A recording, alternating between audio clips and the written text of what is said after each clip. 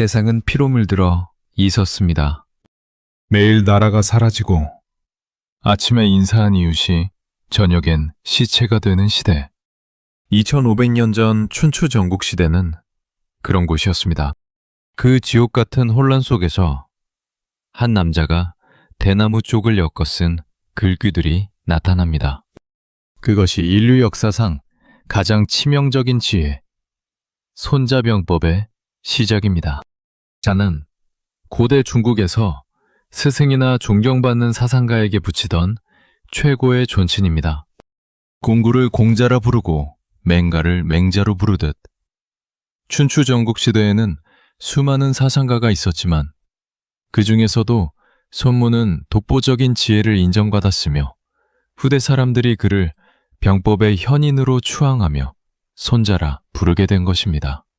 즉 손자병법은 손무라는 현인이 전해주는 불멸의 지혜라는 뜻을 담고 있습니다.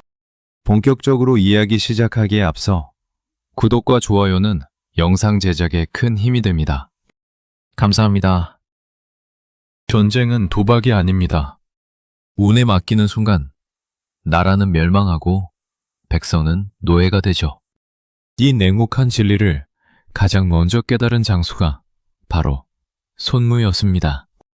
그는 승리를 예언하지 않았습니다. 승리를 계산했습니다. 삼국지의 진정한 승자 조조를 보십시오. 그는 천하를 호령하는 영웅이었지만 동시에 손무의 가장 충실한 제자였습니다. 당시 세상에는 조각난 손자병법의 판본들이 어지럽게 굴러다녔습니다. 조조는 전쟁터의 흙먼지 속에서도 붓을 들었습니다. 직접 주석을 달고 핵심을 추려 지금 우리가 있는 위무제주 손자 13편을 완성했죠. 조조는 알았던 겁니다. 칼보다 무서운 것이 손무의 문장이라는 사실을 말입니다. 시간을 건너뛰어 유럽의 황제 나폴레옹은 전 유럽을 발 아래 두었지만 마지막 워털로에서 무릎을 꿇었습니다. 세인트 헬레나 섬의 쓸쓸한 유배지. 그곳에서 나폴레옹은 뒤늦게 손자병법을 펼쳤습니다. 그리고 탄식했죠. 이 책을 10년만 일찍 읽었더라면 내 운명은 바뀌었을 것이다. 황제의 영광도 몰락의 비극도 이미 2000년 전 손무의 손끝에서 예견되어 있었던 셈입니다. 마이크로소프트의 창업자 빌 게이츠는 손자병법을 두고 내 인생의 가장 중요한 지침서 중 하나라고 평했습니다. 이번 소프트뱅크의 손정희 회장은 자신의 성인 손씨가 손무의 후손임을 자처하며 이 책의 내용을 자신만의 사업 철학인 손해 제고법칙으로 승화시키기도 했죠. 대통령부터 거대 기업의 총수들까지 그들이 이 책에 열광하는 이유는 명확합니다. 총성 없는 전쟁터인 현대사회에서 어떻게 하면 가장 적은 비용으로 가장 확실하게 나를 지키며 목표를 달성할 것인가에 대한 답이 여기 있기 때문입니다. 그렇다면 이 위대한 문장을 남긴 주인공 손무는 과연 어떤 인물이었을까요? 그는 춘추 전국 시대라는 그야말로 피냄새가 진동하던 난세에 태어났습니다. 자고 일어나면 나라 하나가 사라지고 백성들의 곡소리가 끊이지 않던 시절이었죠. 제나라 출신이었던 손무는 자신의 고향을 떠나 오나라로 향합니다. 그가 오나라 왕 합류 앞에 나타나 바친 13편의 글이 바로 전설의 시작이었습니다. 손무가 살았던 시대는 명분과 예법이 사라지고 오직 힘의 논리만이 지배하던 때였습니다. 장군들은 그저 용맹하게 싸우다 죽는 것을 미덕으로 여겼지만 손무는 달랐었습니다. 그는 전쟁을 감정으로 치르는 도박이 아니라 철저하게 이익과 비용을 따지는 경영의 관점에서 보았습니다. 전쟁은 국가의 중대사다. 죽느냐 사느냐의 문제인데 어찌 함부로 할 수 있겠는가? 손무의 이 첫마디는 2500년이 지난 지금도 우리 가슴에 꽂힙니다. 우리가 흔히 쓰는 지피지기라는 말. 누구나 알지만 누구도 제대로 실천하지 못하는 이 말의 무게를 손무는 목숨값으로 증명해냈습니다. 상대의 마음을 읽고 나의 허점을 보완하며 지형의 이치를 이용하는 법. 소무의 병법은 단순히 이기는 법이 아니라 지지 않는 법을 가르칩니다. 오늘 우리가 만날 이야기는 살아남기 위해 처절하게 몸부림쳤던 천재들의 수싸움입니다. 장량의 치밀함, 한신의 대담함, 조조의 냉혹함이 모두 이 책 한 권에서 뻗어나왔습니다. 전쟁은 이미 시작되었습니다. 당신은 계산하는 리더가 될 것입니까? 아니면 운의 운명을 맡기는 도박사가 될 것입니까? 손무가 던지는 첫 번째 질문, 시계편에서 그 답을 찾아보겠습니다. 전쟁은 도박이 아닙니다. 운이 좋아서 이기는 것은 하수들의 영역이죠. 손무는 첫 장 시계편에서 승부의 본질을 단 한 줄로 요약했습니다. 싸우기 전에 이미 이겨놓아야 한다. 이 짧은 문장 속에 손자병법의 모든 것이 담겨 있습니다. 우리가 가장 흔히 쓰는 사자성어, 지피지기가 바로 여기서 탄생했습니다. 나를 알고 적을 알면 100번 싸워도 위태롭지 않다는 뜻이죠. 많은 이들이 이 말을 100번 싸워 100번 이긴다는 뜻의 백전백승과 혼동하곤 합니다. 하지만 손무의 워딩은 훨씬 더 서늘하고 객관적입니다. 백전불태, 즉 위태로워지지 않는다는 것입니다. 이 차이를 가장 명확하게 보여준 인물이 바로 조조입니다. 서기 200년, 중원의 패권을 놓고 두 거인이 맞붙었습니다. 북방의 맹주 원소와 난세의 간웅, 조조. 이것이 그 유명한 관도대전입니다. 객관적인 전력은 비교조차 되지 않았습니다. 원소는 10만 대군의 기병만 1만 명이었지만 조조는 갓 끌어모은 병사 2만 명이 전부였죠. 세상 모든 이들이 원소의 승리를 점쳤습니다. 하지만 조조만은 달랐습니다. 그는 전장에 나가기 전 이미 시계, 즉 5가지 항목의 계산을 끝냈기 때문입니다. 조조는 원소를 향해 이렇게 혀를 찼습니다. 원소는 겉으로는 엄격해 보이나 속은 소심하고 지혜로운 사람의 말을 듣기보다 자신의 고집을 앞세우는 자다. 이것이 소무가 말한 도와 장의 분석입니다. 조조는 원소라는 인물의 밑바닥까지 읽어내고 있었습니다. 원소의 군대는 숫자는 많았지만 지휘 체계가 엉망이었고 장수들끼리 서로 시기했습니다. 반면 조조의 군대는 비록 숫자는 적었지만 조조의 명령 한마디에 죽음도 불사하는 단단한 결속력을 갖추고 있었죠. 조조는 원소의 보급기지인 오소를 노렸습니다. 적의 아킬레스건을 정확히 꿰뚫어 본 것입니다. 밤을 도와 기습을 감행했고 원소의 식량 창고는 잿더미가 되었습니다. 10만 대군은 배고픔과 혼란 속에 무너져 내렸습니다. 조조가 이긴 것은 그가 용맹해서가 아닙니다. 원소보다 지피지기를 더 철저히 했기 때문입니다. 적의 성격, 보급로의 취약점, 아군의 기동력, 이 모든 것을 수치화해서 계산기부터 두드렸던 결과입니다. 손무가 말하는 계산의 기준은 5가지입니다. 임금과 백성이 한마음인지를 보는 도, 기상 조건을 따지는 천, 지형의 유리함을 살피는 지, 리더의 자질을 묻는 장, 그리고 조직의 기강과 시스템인 법입니다. 손무는 이 5가지 항목을 사당에 앉아 고요히 비교해보라고 명령합니다. 이것을 묘산이라 부릅니다. 싸움은 시작하기도 전에 사당에서 이미 승부의 결론을 내버리는 것이죠. 승산이 많으면 이기고 승산이 적으면 진다. 이 문장은 지극히 건조하지만 무섭습니다. 소문은 우리에게 기적을 바라지 말라고 합니다. 열정만으로 뛰어드는 자는 적에게 목을 바치는 것과 같습니다. 승리는 우연히 찾아오는 손님이 아니라 완벽하게 설계된 건축물이어야 합니다. 관도대전에서 조조가 보여준 모습이 바로 이것입니다. 그는 원소의 거대한 덩치에 압도당하지 않았습니다. 대신 원소라는 거인의 발목이 얼마나 부실한지 그 뼈마디의 틈새를 찾아냈습니다. 적의 강점을 피하고 허점을 찌르는 것. 이것이 계산된 전쟁의 묘미입니다. 손무의 가르침은 명확합니다. 이길 수 있을 때만 싸우고 이길 수 없다면 나를 더 단단하게 만들어라. 계산이 끝났다면 이제 실행의 단계로 넘어가야 합니다.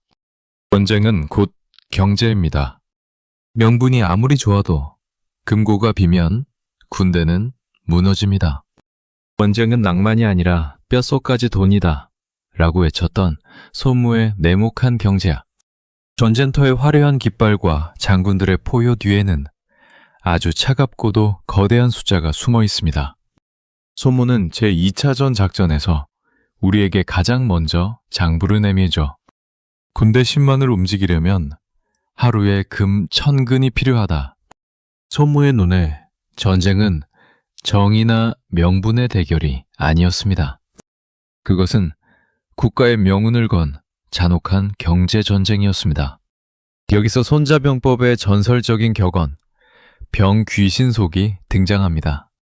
전쟁에서 가장 귀한 것은 귀신 같은 속도라는 뜻이죠. 많은 이들이 이 말을 단순히 빨리 달려가라는 뜻으로 오해합니다. 하지만 이 말의 유래를 들여다보면 지연되는 시간이야말로 나라를 망하게 하는 가장 무서운 적이라는 손무의 서늘한 경고가 담겨 있습니다. 이 원리를 가장 극적으로 증명한 인물이 바로 제나라의 명장 전단입니다. 기원전 284년 제나라는 연나라의 공격을 받아 70여 개의 성을 잃고 멸망 직전까지 몰렸습니다.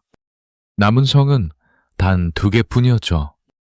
그중 하나인 중묵성에서 전단은 기회를 엿보았습니다. 적군은 성을 겹겹이 에워싸고 장기전을 준비하고 있었습니다. 시간이 지날수록 성 안의 식량은 떨어졌고 백성들은 지쳐갔습니다. 전단은 알았습니다. 전쟁이 길어질수록 제나라는 지도에서 영원히 사라질 것이라는 사실을 말이죠. 전단은 승부를 서둘렀습니다. 하지만 무턱대고 성문을 열고 나가는 만용을 부이지 않았습니다. 그는 먼저 심리전을 펼쳐 연나라 군대를 방심하게 만들었습니다. 그리고 어느 날 밤 전설적인 화우계를 실행에 옮깁니다. 소 1000마리의 꼬리에 볏짚을 묶고 불을 붙였습니다. 소들의 등에는 오색 찬란한 용무늬를 그렸고 불에는 날카로운 칼날을 매달았습니다. 성문이 열리자마자 불붙은 소들이 노도와 같이 연나라 진영을 덮쳤습니다.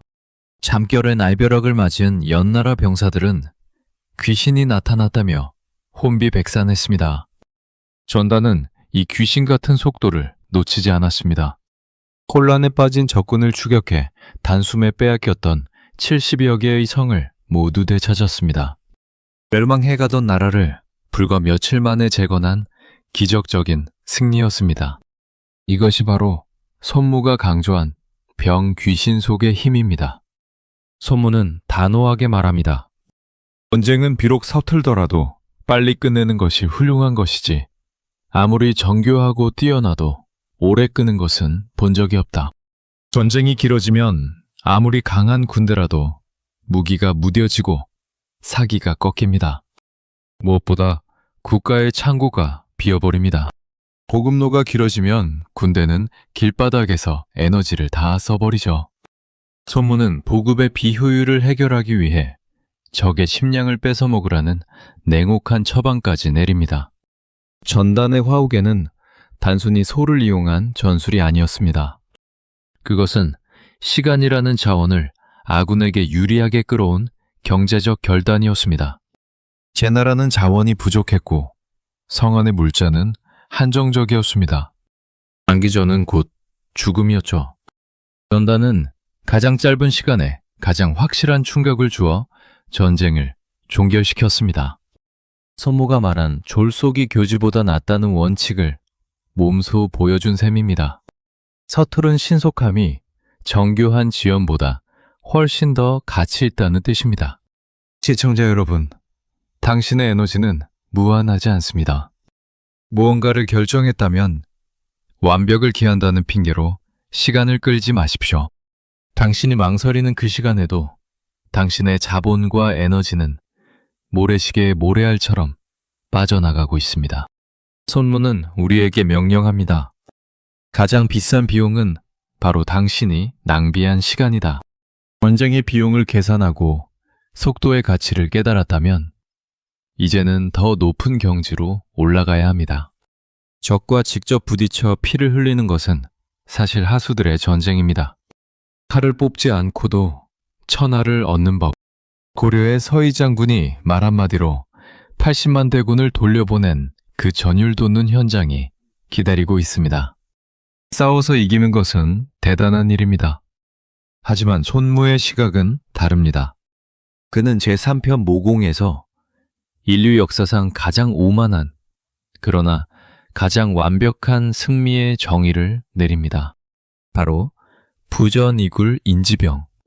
싸우지 않고 적을 굴복시키는 것이 최선 중의 최선이다. 라는 선언입니다. 사람들은 흔히 100번 싸워 100번 이기는 백전백승을 우러러봅니다. 그러나 소문은 차갑게 냉소를 보냅니다.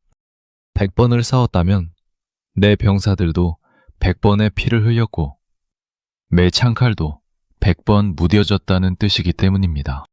진정한 고수는 적의 성벽을 부수기 전에 적의 의지를 꺾어버립니다. 칼을 뽑기도 전에 상황을 종결짓는 이 경이로운 기술을 가장 완벽하게 보여준 인물이 바로 고려의 외교 천재 서희 장군입니다. 서기 993년 고려의 국군이 풍전등호의 위기에 처했습니다. 거란의 소손령이 80만 대군을 이끌고 압록강을 건너온 것입니다. 거란의 기세는 등등했습니다. 그들은 고구려의 옛 땅을 되찾으러 왔다는 명분을 내세우며 고려를 압박했습니다. 고려 조정은 공포에 질렸습니다. 땅을 떼어주고 항복하자는 할지론이 대세를 이뤘죠. 하지만 서희는 적의 군사력 뒤에 숨겨진 진짜 의도를 읽어냈습니다. 서희는 홀로 적짐의 한복판으로 들어갔습니다. 소손령은 기선제압을 위해 서희에게 뜰 아래에서 절을 하라고 요구했습니다. 하지만 서희는 눈 하나 깜짝하지 않았습니다. 신하가 임금을 뵙는 것도 아닌데 어찌 절을 하란 말이냐? 라며 호통을 쳤죠. 첫 판부터 적의 심리적 기세를 꺾어버린 것입니다. 팽팽한 긴장감 속에서 시작된 단판에서 서희는 손무가 말한 벌모, 즉 적의 전략을 공격하는 고단수의 수를 던졌습니다. 소손령이 고려는 신라의 땅에서 일어나는데 왜 우리 거란의 땅인 고구려 영토를 넘보느냐고 묻자 서희는 단호하게 답했습니다. 나라 이름부터가 고구려를 계승한 고려다. 고구려의 옛 수도인 평양을 우리 수도로 삼고 있는데 오히려 당신들이 우리 땅을 침범한 것 아니냐. 거란의 명분을 역으로 받아치며 논리적으로 적을 마비시킨 것입니다. 서희는 거란이 진짜 원하는 것이 고려 멸망이 아니라 고려가 송나라와의 관계를 끊고 거란과 손을 잡는 것임을 꿰뚫어보고 있었습니다. 그는 여기서 멈추지 않고 한 걸음 더 나아갔습니다. 우리가 거란과 교류하고 싶어도 중간에 여진족이 가로막고 있어 갈 수가 없다. 그 땅을 우리에게 주면 길을 열어 거란과 친하게 지내겠다. 결과는 기적이었습니다. 80만 대군은 칼 한 번 휘두르지 않고 물러갔습니다. 고려는 피 한 방울 흘리지 않고 강동 6주라는 광활한 영토까지 얻어냈습니다. 이것이 바로 손무가 말한 모공의 정수입니다. 손무는 승리의 급을 4단계로 나누었습니다. 적의 전략을 쳐부수는 벌모가 으뜸이고 적의 외교를 끊어버리는 벌교가 그 다음이며 실제로 군대를 치는 벌병은 그 아래입니다. 가장 하책은 성을 직접 공격하는 공성이죠. 서희는 벌모와 벌금만으로 적의 80만 자원을 아군을 위해 움직이게 만들었습니다. 적을 죽이는 것이 아니라 적의 생각을 지배함으로써 나를 이롭게 만든 것입니다. 손문은 말합니다. 훌륭한 자는 적의 군대를 굴복시키되 싸우지 않고 적의 성을 함락시키되 공격하지 않으며 적의 나라를 멸망시키되 오래 끌지 않는다. 상대의 가슴에 칼을 꽂는 것만이 승리는 아닙니다. 오히려 상대를 설득해 내 목표를 달성하거나 상대가 공격할 엄두를 내지 못하게 만드는 것이 훨씬 더 위대한 승리입니다. 부서진 것을 얻는 것은 하수의 일이고 온전한 것을 얻는 것이 고수의 길입니다. 전쟁터에서 가장 어리석은 자는 누구일까요? 바로 기적을 바라는 사람입니다. 손문은 제4편 군영에서 차갑게 일갈합니다. 승리는 내가 만드는 것이 아니라 적이 보여주는 것이다. 이 말은 승부의 주도권이 전적으로 나의 태세에 달려있다는 뜻입니다. 여기서 손자병법의 가장 무서운 필승 원칙인 이승대전이 등장합니다. 먼저 이겨놓고 싸움을 기다린다는 뜻이죠. 많은 이들이 전쟁을 싸워서 이기는 것이라 생각하지만 소문은 이겨놓고 확인하러 가는 것이 진짜 전쟁이라고 말합니다. 이 소름 끼치는 원칙을 역사상 가장 완벽하게 증명한 인물이 바로 성웅 이순신 장군입니다. 우리는 흔히 명량해전을 13척으로 133척을 막아낸 기적 같은 승리라고 말합니다. 하지만 이순신 장군의 눈으로 본 명량은 결코 기적이 아니었습니다. 그것은 철저하게 계산된 군영의 승리였죠. 장군은 싸우기 전 이미 불패의 지점을 선점했습니다. 그곳이 바로 울돌목입니다. 폭이 좁고 물살이 험한 그곳은 아무리 적군의 배가 많아도 한꺼번에 들어올 수 없는 지형이었습니다. 이순신 장군은 적의 숫자가 아니라 적이 들어올 길목의 넓이를 계산했습니다. 133척의 대군이라 할지라도 울돌목의 좁은 목구멍으로 들어오면 한 번에 마주할 수 있는 배는 불과 몇 척뿐이었죠. 장군은 적의 대군을 좁은 복도로 유인해 아군과 1대1로 싸우게 만들었습니다. 이것이 바로 손무가 말한 군형의 정수입니다. 이기는 군대는 먼저 이겨놓은 뒤에 싸움을 걸고 지는 군대는 먼저 싸움을 시작한 뒤에 나중에 승리를 구걸한다. 소문은 승리를 포착하는 5단계를 제시합니다. 땅의 넓이를 재는 도, 자원의 양을 가늠하는 양, 병력을 계산하는 수, 전력을 비교하는 교, 그리고 마지막이 승입니다. 즉 승리는 앞선 4단계의 객관적인 데이터 분석이 끝났을 때 저절로 따라오는 결론이라는 것이죠. 이순신 장군은 명량의 주류와 지형, 아군의 화포 사거리와 적의 무장을 이 5단계로 완벽하게 시뮬레이션했습니다. 장군이 명량에서 외친 필사즉생은 단순히 죽기를 각오하자는 비장한 구호가 아니었습니다.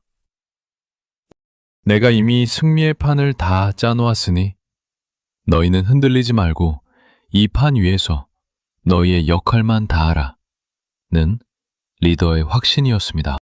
적은 장군을 군영 안에 갇혀버렸고 133척의 거대한 함대는 좁은 길목에서 자기들끼리 부딪히며 자멸을 했습니다.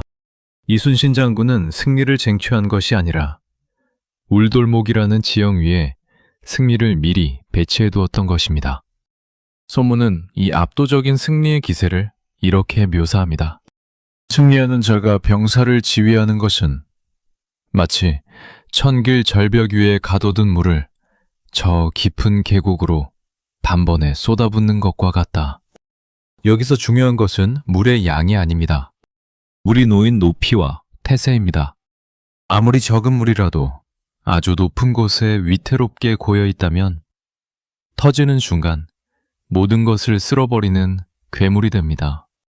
여러분, 당신은 지금 이길 준비가 되어 있습니까? 혹시 아무런 대책 없이 경쟁의 한복판에 뛰어들어 제발 잘 되게 해주세요 라고 기도하고 있지는 않나요? 그것은 지는 자들의 방식입니다. 승리하는 자는 먼저 나를 무너뜨릴 수 없는 상태로 만듭니다. 그리고 적이 빈틈을 보일 때까지 고요하게 기다리죠. 승리는 쟁취하는 것이 아니라 완벽한 태세 속에서 저절로 발견되는 것입니다. 이제는 그 가둬둔 물을 터뜨려 모든 것을 쓸어버릴 차례입니다. 제5편 병세는 응축된 에너지를 어떻게 폭발시키고 그 흐름을 어떻게 경영하는지를 다룹니다. 여기서 손자병법에서 가장 유명하고 역동적인 사자성어 풍림화산이 등장합니다. 사실 이 말은 일본 전국시대의 전설적인 명장 다케다 신겐의 군기에 새겨지며 전 세계적으로 유명해졌습니다. 신겐은 스스로를 손무의 제자라 칭하며 이 네 글자 속에 담긴 기세의 정수를 자신의 군대에 완벽하게 이식했습니다. 첫 번째는 진려푼입니다. 이동할 때는 바람처럼 빠르게 몰아치라는 뜻입니다. 적이 대응할 틈을 주지 않는 압도적인 속도입니다. 두 번째는 서여림입니다. 머무를 때는 숲처럼 고요하고 질서정연하라는 의미죠. 숲속의 나무들이 비바람에도 흔들림 없이 자리를 지키듯 조직의 체계가 칼날같이 서 있어야 한다는 것입니다. 세 번째는 침략 여화입니다. 공격할 때는 들불처럼 모든 것을 태울 듯이 거세게 몰아치라는 결단력입니다. 화력을 한 곳에 집중해 적의 의지를 완전히 태워버리는 압도적인 타격력을 말합니다. 마지막은 부동여산입니다. 수비할 때는 산처럼 무겁게 자리를 지켜 흔들림이 없어야 한다는 의지입니다. 적의 어떤 유혹이나 위협에도 흔들리지 않는 태산 같은 묵직함입니다. 다케다 신겐은 이 풍림화산의 원칙을 통해 당시 최강이라 불리던 오다 노부나가와 도쿠가와 이에야스를 공포에 떨게 만들었습니다. 신겐의 군대가 움직이기 시작하면 바람이 부는 듯 했고 멈춰서면 거대한 숲이 가로막는 듯 했습니다. 그들은 적의 약점을 발견하는 순간 불꽃이 되었고 적이 반격할 때는 거대한 산이 되어 나타났습니다. 이것이 바로 선무가 말한 세, 즉 기세의 경영입니다. 선무는 이 기세를 만들기 위해 정과 기의 조화를 강조합니다. 정은 전공법, 즉 원칙대로 맞서는 힘입니다. 기는 변칙, 즉 적의 허를 찌르는 기습입니다. 전쟁은 정으로 맞서고 기로서 승리하는 것이다. 쇼무는 이 두 가지의 조합이 마치 끝없는 원과 같아서 아무리 써도 마르지 않는 음악의 오음이나 색깔의 오색과 같다고 말합니다. 기본기를 탄탄히 갖추되 결정적인 순간에 별정적인 한 방을 날릴 줄 아는 리더가 기세를 지배합니다. 소문은 기세의 본질을 아주 멋진 비유로 설명합니다. 기세는 팽팽하게 당겨진 석궁과 같아야 하고 타이밍은 방아쇠를 당기는 찰나와 같아야 한다. 아무리 강력한 에너지를 가졌어도 방아쇠를 당기는 타이밍이 어긋나면 무용지물입니다. 반대로 타이밍은 좋은데 기세가 약하면 치명상을 입힐 수 없죠. 승리하는 리더는 조직의 에너지를 끝까지 끌어올려 응축시킨 뒤 가장 완벽한 찰나에 방아쇠를 당깁니다. 또한 소문은 리더들에게 아주 중요한 통찰을 던집니다. 군사들이 용감한가 겁이 많은가는 그들의 성품 탓이 아니라 그들이 처한 기세에 달려있다. 가파른 전력 위에 둥근 바위가 놓여 있다고 가정해 봅시다. 바위가 스스로 굴러가는 것이 아닙니다. 바위가 놓인 가파른 지형이 바위를 굴러가게 만드는 것이죠. 훌륭한 리더는 부하들에게 용기를 구걸하지 않습니다. 대신 이길 수밖에 없는 기세, 싸우지 않으면 안 되는 상황이라는 가파른 비탈길을 설계해 줍니다. 소문은 우리에게 명확한 길을 제시합니다. 성격이나 운에 기대지 마십시오. 당신이 직접 기세를 만들고 그 기세가 스스로 폭발하게 만드십시오. 압도적인 기세로 적을 압박했다면 이제는 적의 가장 취약한 곳을 정밀하게 타격해야 합니다. 적의 꽉 찬 곳은 피하고 텅 빈 곳을 찾아 물처럼 스며드는 지혜.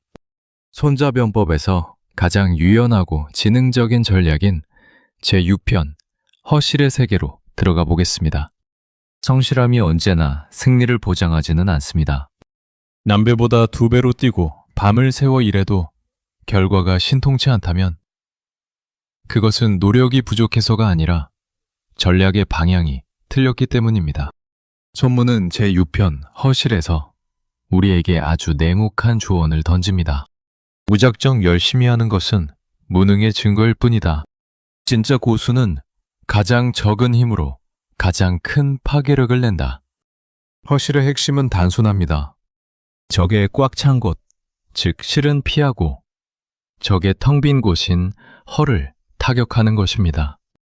이를 위해 손문은 전쟁의 주도권을 장악하는 절대 원칙을 제시합니다. 바로 치인이불 치어인입니다. 적을 내가 원하는 곳으로 끌어들여야지 적에게 끌려다녀서는 안 된다는 뜻이죠. 내가 판을 짜고 적이 그 안으로 들어오게 만드는 것. 이것이 허실 전략의 출발점입니다. 이 소름 끼치는 심리전을 역사상 가장 완벽하게 보여준 인물이 바로 제 나라의 군사 손빈입니다. 기원전 341년 제 나라와 위나라가 마릉에서 격돌했습니다. 위나라의 사령관 방연은 제 나라 군대를 겁쟁이들의 집합소라고 무시하며 오만함에 빠져 있었습니다. 손빈은 적장 방연의 이러한 심리적 빈틈, 즉 허를 정확히 꿰뚫어 보았습니다. 손빈은 그 유명한 감조지게, 즉 아궁이 숫자를 줄여나가는 전략을 실행합니다. 제나라 군대가 위나라 영토로 깊숙이 들어갔을 때 첫날에는 병사 10만 명이 먹을 아궁이 10만 개를 만들었습니다.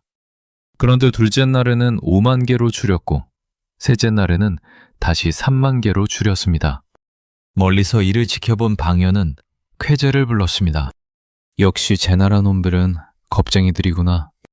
우리 땅에 들어온 지 사흘 만에 병사의 절반 이상이 도망쳤어. 방연은 승기를 잡았다고 확신했습니다. 그는 무거운 보병 부대를 뒤에 남겨두고 정예 기병만을 이끌며 밤낮으로 손빈을 추격했습니다.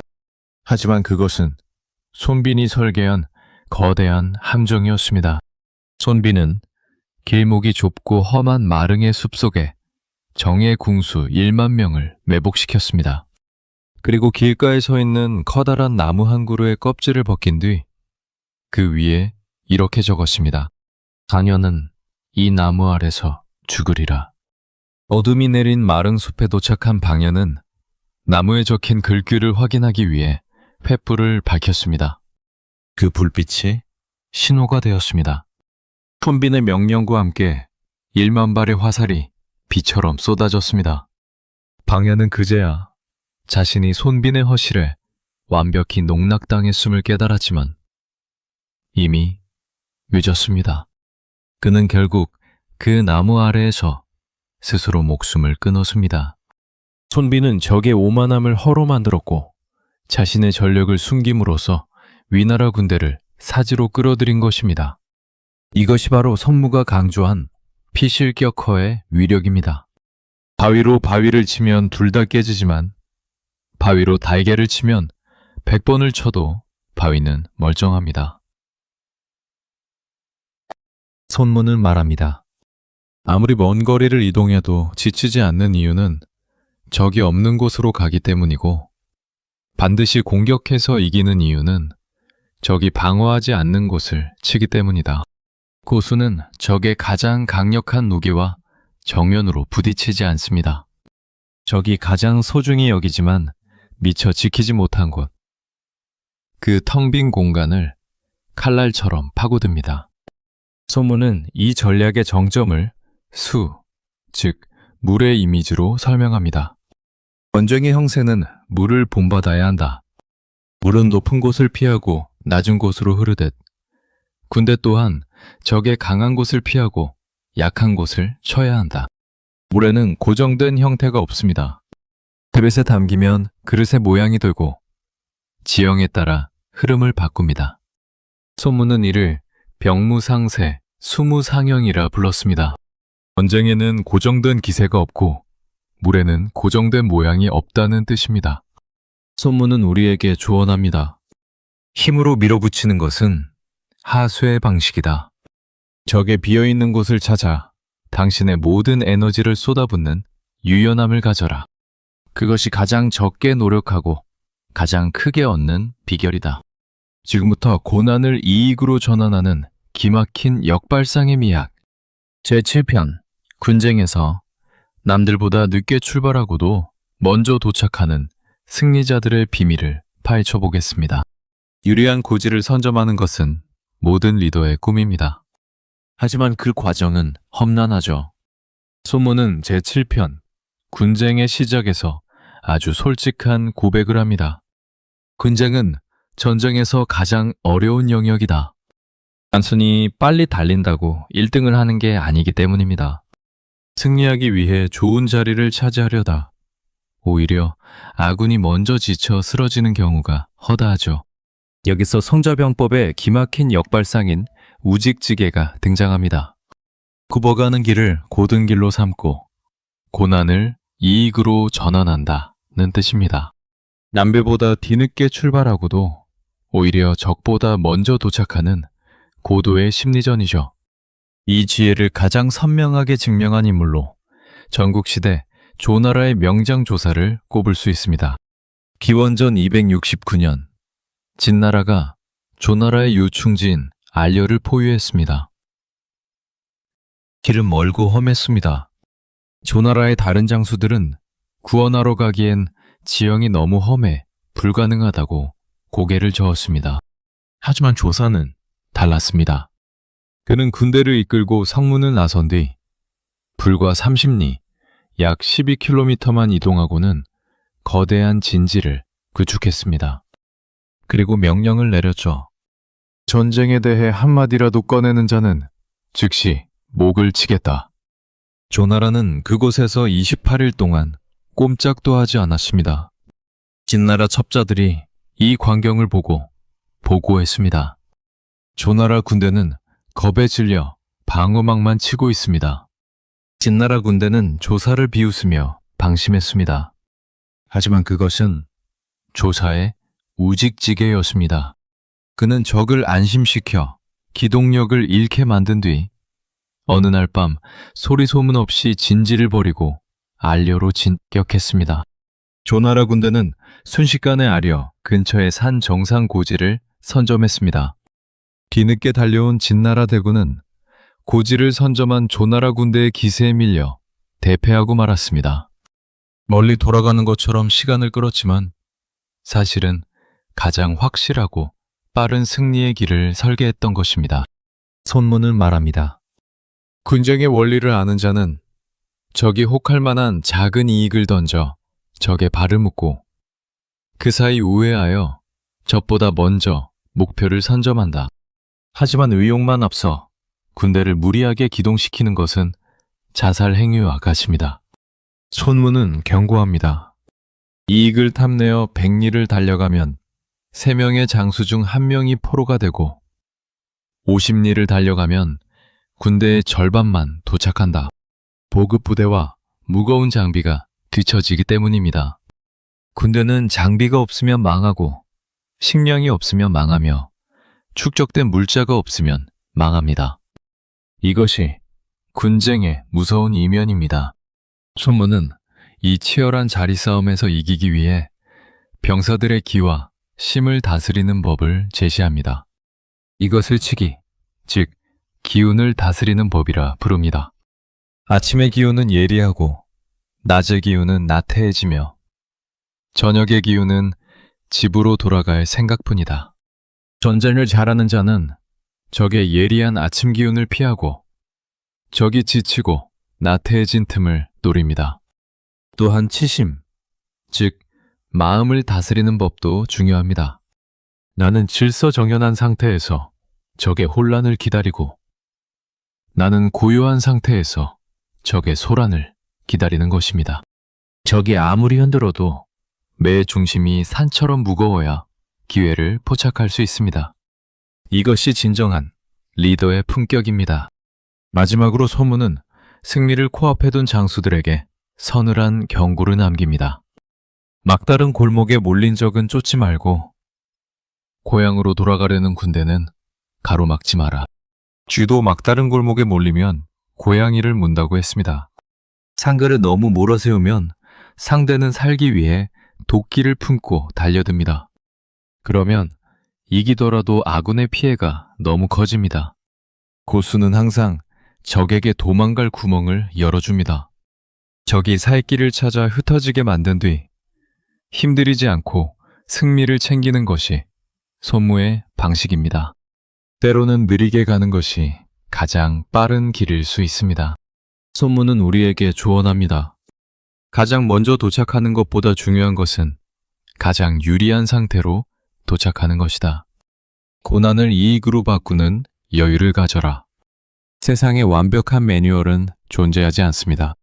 어제까지 통했던 필승법이 오늘 독약으로 변하는 곳이 바로 전쟁터죠.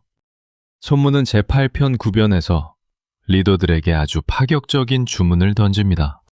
상황이 바뀌면 당신이 배운 교과서를 당장 쓰레기통에 버려라. 구변이란 9가지 변화라는 뜻이지만 실제로는 상황에 따른 무한한 변주를 의미합니다. 손무는 장수가 현장에서 마주할 5가지 예외 상황을 제시합니다. 가야 할 길 중에도 가지 말아야 할 길이 있고 공격해야 할 군대라도 공격하지 말아야 할 군대가 있으며 점령해야 할 성이라도 점령하지 말아야 할 성이 있고 다투어야 할 땅이라도 다투지 말아야 할 땅이 있다. 이것은 단순한 회피가 아닙니다. 이익과 손해를 냉정하게 따져서 실익이 없는 승리를 거부하라는 뜻입니다. 여기서 손자병법의 가장 서늘하고도 위험한 문장이 나옵니다. 군명유소 불수. 임금의 명령이라도 현장 상황에 맞지 않으면 듣지 않을 수 있다는 선언입니다. 왕권이 절대적이던 고대 사회에서 이 말은 목숨을 걸어야 하는 발언이었습니다. 하지만 손무는 단호했습니다.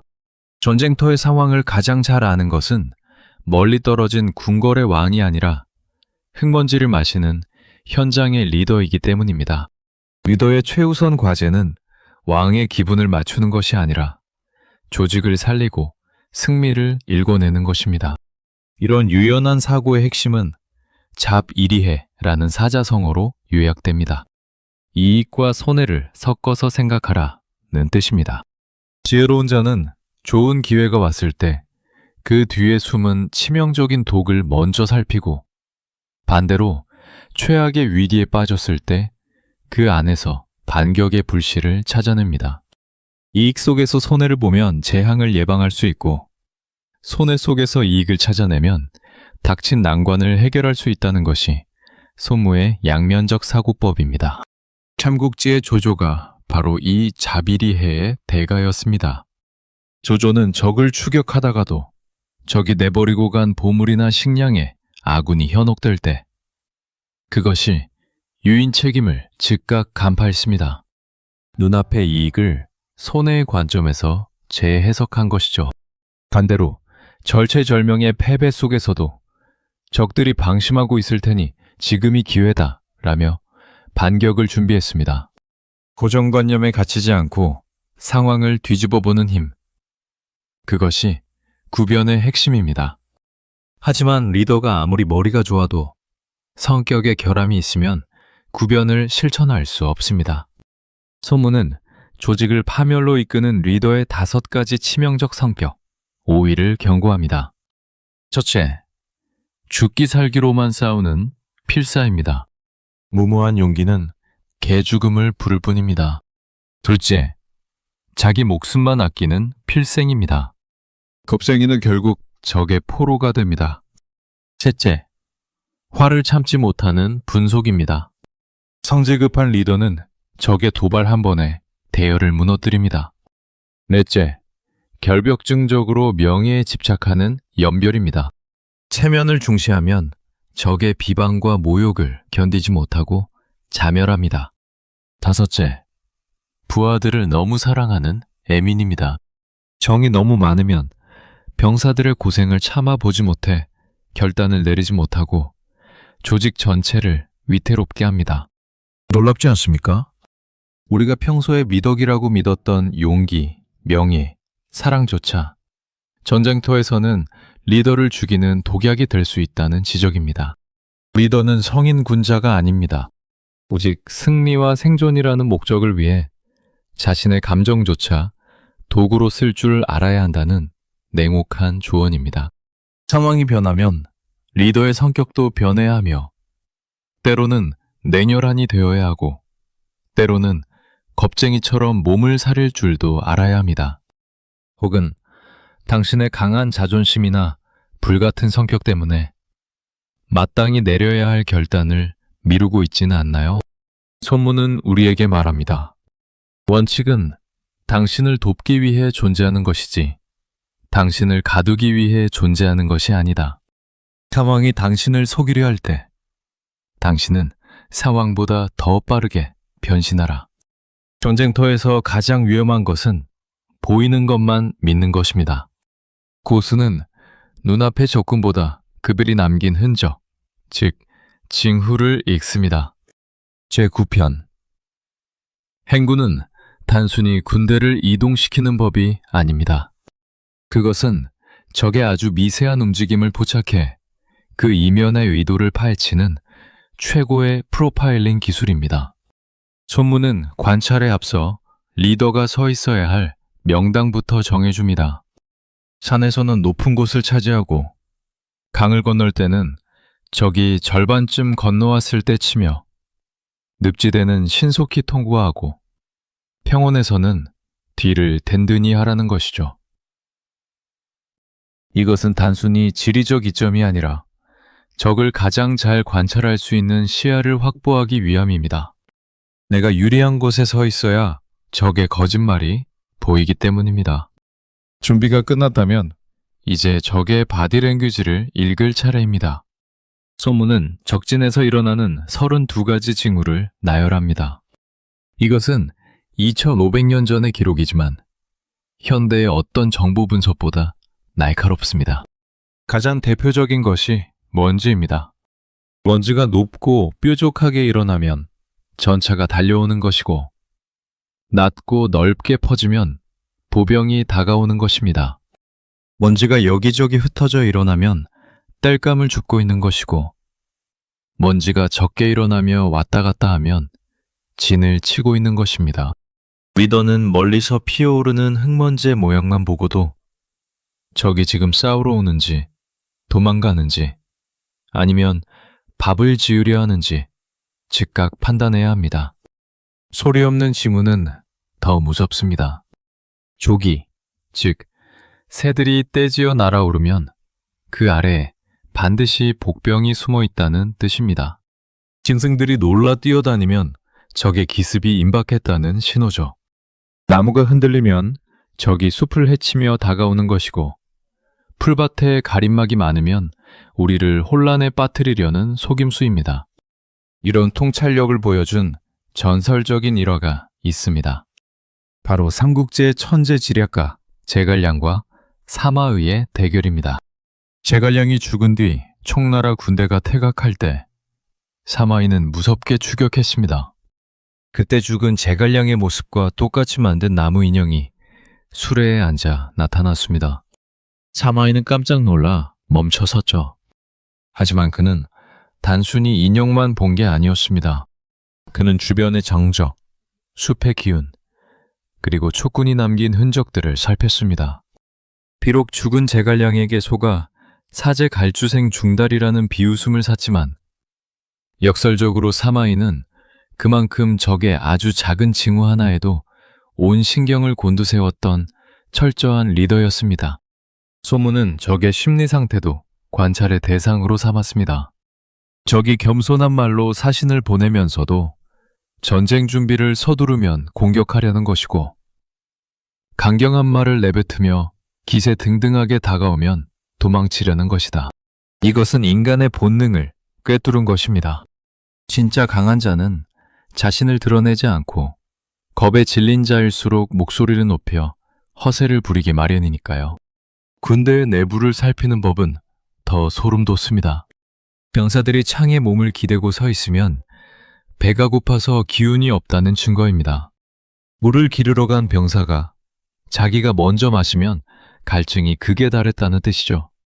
무엇보다 리더가 자꾸 화를 내고 상벌을 남발하면 그것은 조직이 통제불능 상태에 빠졌고 리더가 지쳐있다는 결정적인 신호입니다. 소문은 우리에게 조언합니다. 먼지 하나, 새 한 마리의 날개짓도 그냥 지나치지 마십시오. 모든 현상에는 반드시 이유가 있습니다. 그 이유를 찾아내는 자만이 보이지 않는 전쟁에서 승리할 수 있습니다. 땅은 말이 없지만 누구보다 냉혹하게 승패를 가릅니다. 소문은 제10편, 지형에서 아주 엄중한 경고를 던지죠. 지형을 모르는 장수는 군대를 지휘할 자격이 없다. 이것은 단순히 지도를 잘 보라는 뜻이 아닙니다. 내가 서 있는 환경이 아군에게 유리한지 아니면 적을 위한 함정인지를 본능적으로 깨달으라는 통찰의 요구입니다. 소문은 전장의 지형을 6가지로 분류했습니다. 사방으로 트인 통형, 가기는 쉬우나 돌아오기 어려운 궤형, 서로 불리한 지형, 좁은 길목인 애형, 험준한 험형, 그리고 너무 멀리 떨어진 원형입니다. 이 6지형의 핵심은 하나입니다. 남보다 먼저 유리한 위치를 점령하라. 만약 적이 먼저 점령했다면 소문은 미련 없이 물러나라고 조언합니다. 자연의 이치를 거스르는 싸움은 결코 이길 수 없기 때문입니다. 이 지형의 원칙을 무시했다가 역사에 길이 남을 비극을 초래한 인물이 있습니다. 바로 삼국지에서 청나라의 운명을 꺾어버린 마속입니다. 서기 228년, 제갈량은 위나라를 정벌하기 위해 제1차 북벌을 단행했습니다. 가장 중요한 요충지는 가정이었습니다. 이곳은 지형상 손무가 말한 애형, 즉 좁은 길목이었습니다. 제갈량은 마속에게 신신당부했습니다. 길목을 꽉 막고 수비만 하라. 하지만 마속은 책으로만 병법을 배운 이론가였습니다. 그는 산 아래 길목을 지키라는 제갈량의 명령을 어기고 산 정상에 진을 쳤습니다. 위에서 아래로 내리치면 파죽지세가 될 것이다 라는 오만한 계산이었죠. 위나라의 명장 장압은 산 아래를 포위하고 물길을 끊어버렸습니다. 목이 타들어가는 청나라 군대는 산 위에서 고립되었고 결국 괴멸당했습니다. 마속은 지형의 이치를 알았으나 그 지형이 가져올 고립이라는 재앙을 읽지 못했습니다. 이것이 그 유명한 읍참마속의 배경입니다. 소문은 여기서 한 걸음 더 나아갑니다. 군대가 패배하는 데는 자연적인 지형 탓도 있지만 더 큰 원인은 리더의 무능에 있다고 꼬집습니다. 이를 육패, 즉 리더가 저지르는 6가지 치명적인 과오라고 부릅니다. 전력 비교도 없이 덤비는 주어. 병사는 강한데 장수가 약해 기강이 해이한치. 장수는 강한데 병사가 너무 약해 따라오지 못하는 함. 하급 간부가 장수에게 화가 나 제멋대로 싸우는 붕. 장수가 유약해서 조직의 기강이 무너질 난. 적의 전력을 오판해 아군을 사지로 몰아넣는 배. 소문은 이 6가지를 가리켜 하늘의 재앙이 아니라 장수의 죄라고 단언했습니다. 지형을 살피는 것은 리더의 의무입니다.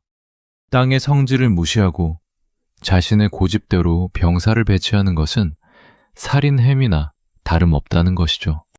마속은 바로 이 배와 붕의 과오를 동시에 저질렀습니다. 손무가 말하는 지형의 진정한 의미는 지형자 병지조야라는 문장에 함축되어 있습니다. 지형이란 병사의 보조자라는 뜻입니다. 장소는 오직 자신의 능력으로만 싸우는 것이 아니라 땅의 힘을 빌려 싸우는 지혜를 가져야 합니다. 지형을 내 편으로 만드는 리더는 10배의 적도 두렵지 않지만 지형에 갇힌 리더는 10배의 군사로도 패배를 면치 못합니다. 손노는 2장의 마지막에서 전설적인 승리의 공식을 완성합니다. 말을 알고 적을 알면 승리는 위태롭지 않다. 여기에 하늘의 때를 알고 땅의 이치를 알면 승리는 비로소 완전해진다. 이것이 바로 지천지지의 경지입니다. 지상과 지형이라는 거대한 환경까지 매 전략의 일부로 흡수했을 때 승리는 비로소 흔들리지 않는 반석 위에 올라섭니다. 소문은 우리에게 명확한 길을 제시합니다. 환경을 탓하기 전에 지형의 이치를 먼저 공부하십시오. 땅은 정직합니다. 준비된 자에게는 철옹성을 주고 오만한 자에게는 무덤을 줄 뿐입니다. 인간은 간사한 존재입니다. 테러가 보이면 도망칠 궁리를 하고 살 길이 열려 있으면 적당히 요령을 피웁니다. 소문은 인간의 이 나약한 본성을 꿰뚫어 보았습니다. 그리고 제11편 구지에서 소름 끼치는 결론을 내립니다. 병사를 이기게 하고 싶다면 그들이 스스로 죽음을 각오할 수밖에 없는 장소에 던져 넣어라. 소문은 군대가 처한 상황과 지형의 성격에 따라 9가지 상황을 분류했습니다. 집과 가까워 마음이 흩어지는 산지, 적진 초입이라 긴장이 풀리는 경지, 사방이 막혀 오직 싸워야만 하는 위지 등이 그것입니다. 그 중에서도 가장 극적이고 강력한 곳이 바로 사지입니다. 살 길이 막혀 필사적으로 싸우지 않으면 반드시 죽게 되는 절망의 땅이죠. 이 사지의 철학을 역사상 가장 화려하게 증명한 천재가 바로 초한지의 영웅 한신입니다. 기원전 204년 한신은 불과 3만 명의 군사를 이끌고 조나라의 20만 대군과 맞붙었습니다. 지형은 좁은 산길인 정영구였습니다. 조나라 군대는 정상이 보이는 요충지에 진을 치고 한신을 비웃었습니다. 숫자로 보나 지형으로 보나 한신은 이미 패배한 것이나 다름없었기 때문입니다. 여기서 한신은 병법의 상식을 깨부수는 결단을 내립니다. 당을 등 뒤에 두고 진을 치는 이른바 배수의 진을 친 것입니다. 군사학의 기초를 배운 사람이라면 누구나 코웃음을 칠 작전이었습니다. 등 뒤에 강이 있으면 패배했을 때 도망칠 길이 없기 때문입니다. 조나라 군대는 한신이 드디어 미쳤구나 라며 배를 잡고 웃었습니다.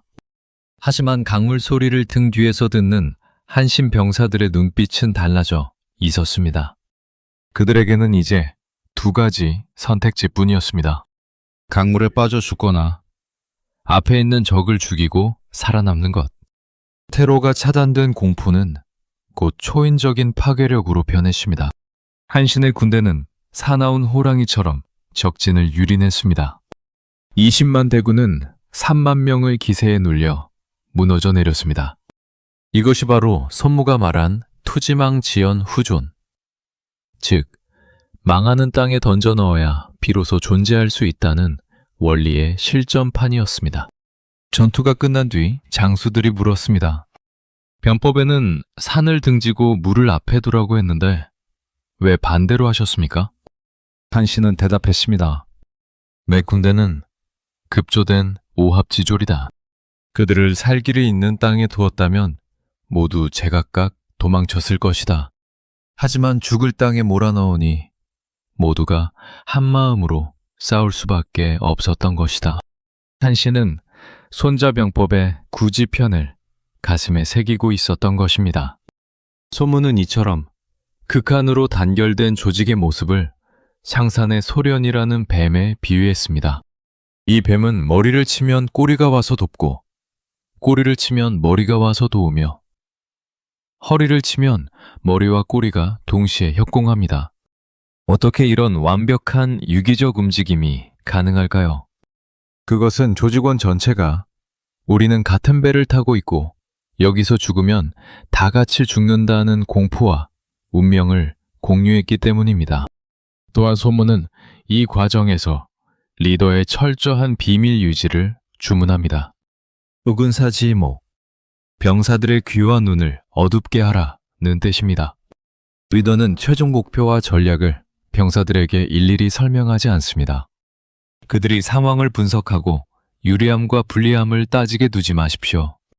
오직 리더가 설계한 사지라는 판 위에서 본능적으로 움직이게 만드는 것이 고수의 통치술입니다. 소문은 우리에게 조언합니다. 안전함은 때로 독이 된다.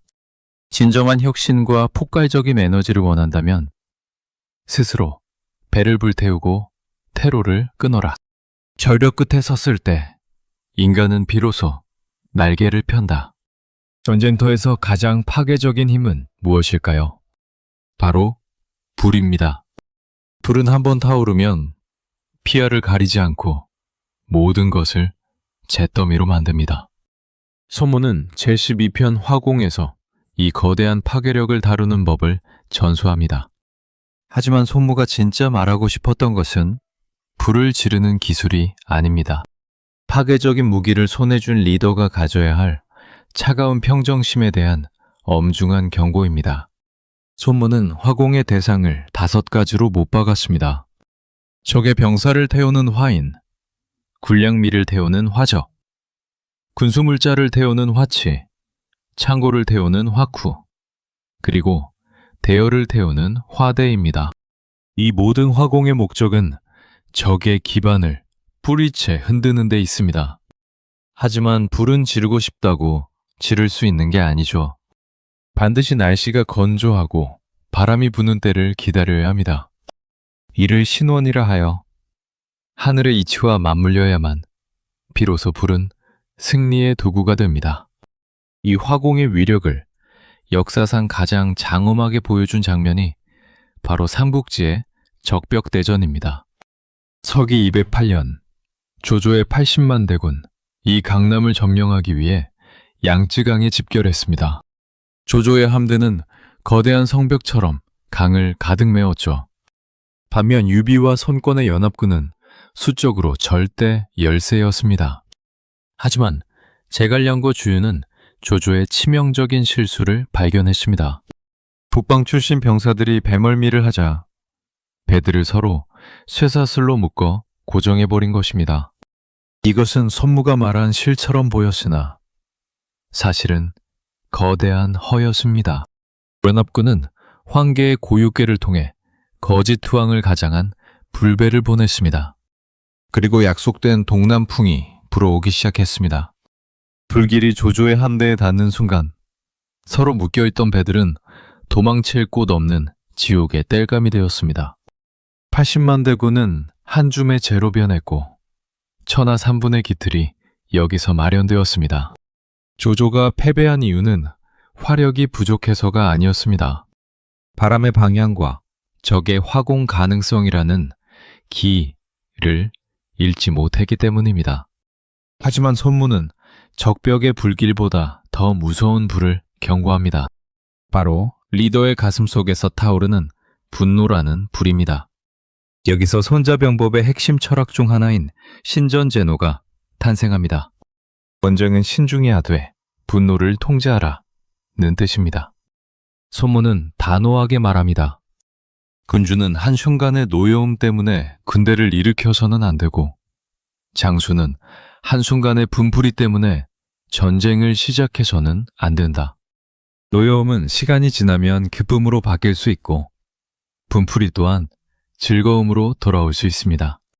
감정은 바람처럼 지나가는 것이기 때문입니다. 하지만 전쟁은 다릅니다. 한번 망한 나라는 결코 다시 세울 수 없고 한번 죽은 사람은 다시 살려낼 수 없습니다. 감정에 취해 휘두른 칼날의 결과는 영원히 되돌릴 수 없다는 것이 손무의 서늘한 통찰입니다. 우리는 가끔 홧김에 큰 결정을 내리곤 합니다. 자존심이 상해서 혹은 상배의 도발에 분노를 참지 못해서 판을 깨뜨리기도 하죠. 하지만 리더는 성인 군자여서 화를 참는 게 아닙니다. 오직 국가의 이익을 위해 화를 참는 것입니다. 손무는 이익이 보이지 않으면 움직이지 말고 얻는 것이 없으면 군대를 쓰지 말라고 명령합니다. 분노는 눈을 가리지만 이익은 길을 보여주기 때문입니다. 손무는 우리에게 조언합니다. 가장 강력한 공격을 준비할 때일수록 가슴은 얼음처럼 차가워야 한다. 당신의 노여움이 승리를 태워버리게 두지 마라. 인류 역사상 가장 화려한 무대 뒤에는 항상 어두운 그림자가 있었습니다. 손무는 그 그림자를 다루는 기술을 손자병법의 마지막 장 제13편 용간에 담았습니다. 첩자, 즉 스파이를 활용하는 법이죠. 누군가는 비겁한 술수라고 비난할지 모릅니다. 하지만 손무의 대답은 차갑습니다. 정보에 인색한 리더야말로 가장 잔인한 리더다. 손무는 아주 냉혹한 경제 논리를 펼칩니다. 전쟁을 위해 10만 대군을 일으키면 하루에 금 1000근이 사라지고 나라의 기틀이 흔들립니다. 수년을 끌어온 전쟁의 승패가 단 하루 만에 결정되기도 하죠. 그런데 적의 사정을 알아내기 위해 쓰는 돈과 관직을 아끼다가 결국 패배한다면 소문은 그런 자를 향해 지혜롭지 못한 자의 극치라고 일갈했습니다. 정보에 투자하는 푼돈을 아끼려다 나라 전체를 사지로 몰아넣는 무책임함을 꾸짖은 것입니다. 여기서 스파이 전쟁의 꽃이라 불리는 반간계가 등장합니다. 적의 스파이를 역으로 매수해 우리 편으로 만드는 고도의 지능전입니다. 손무는 5종류의 첩자 중 이 반간을 가장 중요하게 여겼습니다. 반간이 있어야만 적의 내부 사정을 깊숙이 알 수 있고 다른 4종류의 첩자들도 제대로 활용할 수 있기 때문입니다. 이 정보전의 무서움을 뼛속 깊이 각인시킨 역사적 사건이 있습니다. 바로 진시황의 진나라가 조나라를 멸망시킬 때의 일입니다. 당시 조나라에는 불패의 명장 이목이 있었습니다. 진나라의 최정예 군대도 이목이 지키는 조나라의 방어선을 뚫지 못했습니다. 칼과 창으로는 승산이 없다는 것을 깨달은 진나라는 손무의 용간을 꺼내 들었습니다. 진나라는 조나라의 간신 곽계에게 엄청난 황금을 보냈습니다. 그리고 반간계를 가동했죠. 곽계는 조나라 왕에게 속삭였습니다. 이목이 진나라와 내통하여 반란을 꾀하고 있습니다. 어리석은 조나라 왕은 적의 칼날보다 내부의 혀에 더 큰 위협을 느꼈습니다. 결국 왕은 자신의 나라를 지키던 유일한 방패, 이목의 목을 베어버렸습니다. 이목이 사라지자마자 진나라 군대는 조나라를 짓밟았습니다. 진나라는 피 한 방울 흘리지 않고 조나라의 심장을 멈춰 세웠습니다. 이것이 바로 손무가 말한 선지, 즉 미리 아는 것의 위력입니다. 손무는 단호하게 말합니다. 승리를 미리 아는 것은 귀신에게 빌어서 얻는 것도 아니고 점을 쳐서 아는 것도 아니다. 오직 적의 사정을 아는 사람을 통해서만 얻을 수 있는 것이다.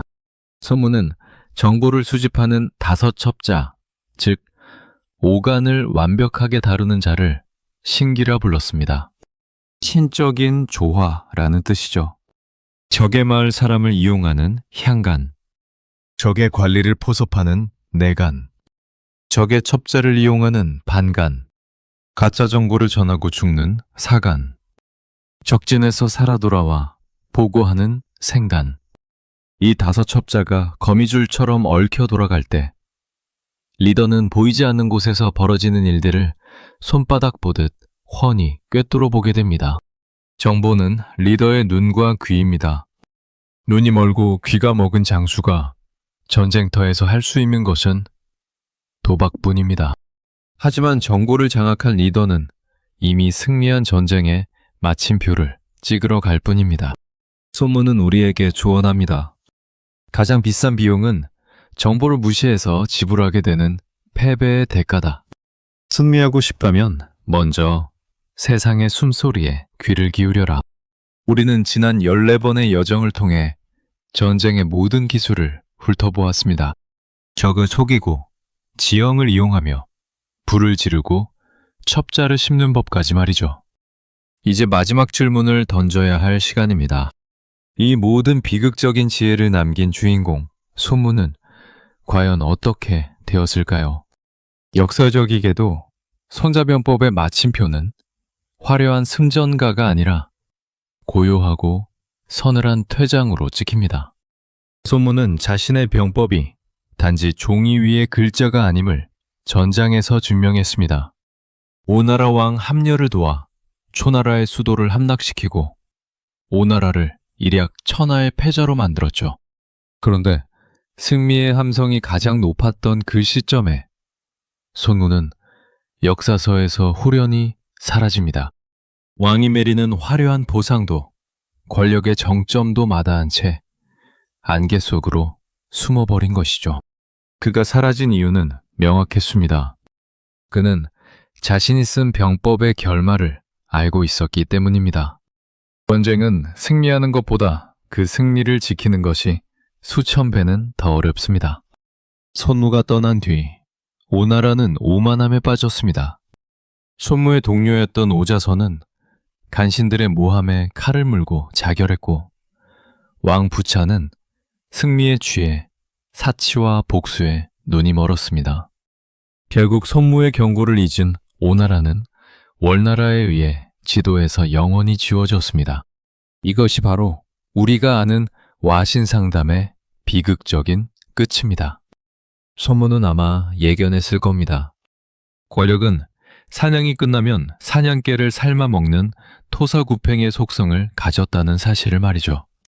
그는 적을 이기는 법뿐만 아니라 자신을 지키는 법 또한 고수였습니다. 그는 박수칠 때 떠나는 용태를 통해 스스로 불패의 전설로 남는 길을 택했습니다. 지난 13편의 병법을 관통하는 단 하나의 단어는 무엇일까요? 그것은 살생이 아니라 생존입니다. 손무가 그토록 치밀하게 계산하고 속임수를 강조한 이유는 단 한 명의 병사라도 더 살리기 위함이었습니다. 전쟁은 차선이고 평화가 최선이다. 이것이 전쟁의 신이라 불리는 사내가 우리에게 남긴 진짜 유언입니다. 우리는 흔히 손자병법을 상대를 무너뜨리는 공격의 기술로만 이해합니다. 하지만 다시 한번 들여다보십시오. 손무는 시종일관 함부로 싸우지 마라, 분노를 참아라, 이익이 없으면 움직이지 마라고 명령합니다. 칼을 휘두르는 법보다 칼을 칼집에 넣는 법을 더 강조하죠. 진정한 승리는 피를 흘리지 않고 목적을 달성하는 것입니다. 그것이 바로 부전이굴의 진의입니다. 인생이라는 전장은 춘추전국 시대보다 더 복잡하고 치열할지도 모릅니다. 매일 새로운 적을 마주하고 예상치 못한 지형에 부딪히며 정고의 홍수 속에서 길을 잃기도 하죠. 그럴 때마다 손무의 목소리를 떠올려 보십시오. 당신이 지금 싸우려는 이유가 단지 화가 나서인가요? 아니면 정말로 당신과 조직의 생존을 위한 것인가요? 손무의 지혜는 2500년 전의 낡은 유물이 아닙니다. 그것은 지금 이 순간에도 당신의 결단을 기다리는 살아있는 나침반입니다. 조조가 밤을 새워 읽고 나폴레옹이 유배지에서 눈물을 흘리며 펼쳤던 그 문장들은 이제 당신의 것이 되었습니다. 승리는 운에 기대는 자의 것이 아니라 준비하고 계산하며 자신을 통제하는 자의 전유물입니다. 이제 손자병법 대장정을 마칩니다. 하지만 당신의 전쟁은 이제 시작입니다. 손무가 말한 지혜의 칼날을 가슴에 품고 세상이라는 전장으로 당당히 나아가십시오. 그리고 반드시 살아남으십시오. 승리보다 위대한 것은 살아남아 당신의 가치를 증명하는 것입니다. 지금까지 인류 최고의 전략서 손자병법 시리즈를 시청해 주셔서 감사합니다. 당신의 삶에 손무의 차가운 이성과 뜨거운 통찰이 함께하기를 기원합니다.